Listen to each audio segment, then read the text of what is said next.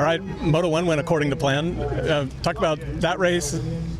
Yeah, Moto 1 was awesome. I'm pretty unproven at Southwick, honestly. In the past, I haven't had the best results here, and I really went to work on it. And just these are the type of conditions you have to excel in if you want to be kind of battling up front in the championship. So I was super stoked with how I felt. Got a good start finally. I've been kind of getting mediocre starts all year long, and not terrible, but just I could be a little bit better. And I've honestly struggled the worst here with starts. So kind of figured that out, got a couple starts, and the first moto just felt super good, was really in my flow right away. I think it helped kind of getting a clear track and kind of going wherever I wanted to in the beginning. And then, so yeah, that went according to plan. Second moto, sun came out, it was a little bit hotter, the track was a lot rougher.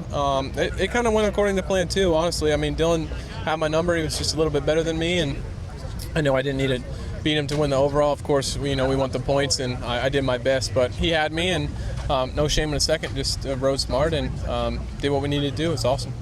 Yeah, these motos are beating everybody up, I think. Totally. It's 2 weeks in a row of really gnarly stuff. Yeah, I mean, sometimes you can kind of get a little bit discouraged because you think to yourself, like, man, I'm tired. But I tell myself, if I'm tired, everybody's tired. Everybody's struggling. And sometimes some people do a little bit better than others. And honestly, I feel like mostly at this level, it's kind of how you ride the bike and how efficient you are with your lines and stuff that makes half of it up. And so obviously some guys are better in the heat and stuff like that, but it's gnarly. I mean, everybody's always smoked on the podium after last week, smoked. Everybody this week was like pouring water. So it's just gnarly. Motocross is hard. It was funny in the press conference, I asked you about last week being a tough week for you, and I think you kind of took it a little the wrong way because you seemed a little bummed on it last week, but I mean, like you said, third's not that bad. Totally. I mean, I think you have to. I mean, the human part of me is a little bit bummed because when you have 4 race wins in a row and then you get third, it's like.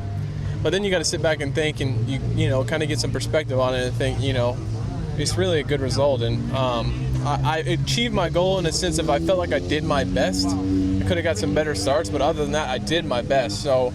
If I got 5th, it's like, yeah, it kind of sucks, but at the same time, I can't be too bummed on it, and you can't be bummed on a 3rd if you're going to want to be good in the championship. You can't ride the emotional highs and lows like that. So I really didn't have I went to dinner just the same as I'll go to dinner tonight, and was equally as happy, honestly. That's no kidding there. I was, same as I normally am. So just trying to keep it level-headed, keep it going, take it moto by moto.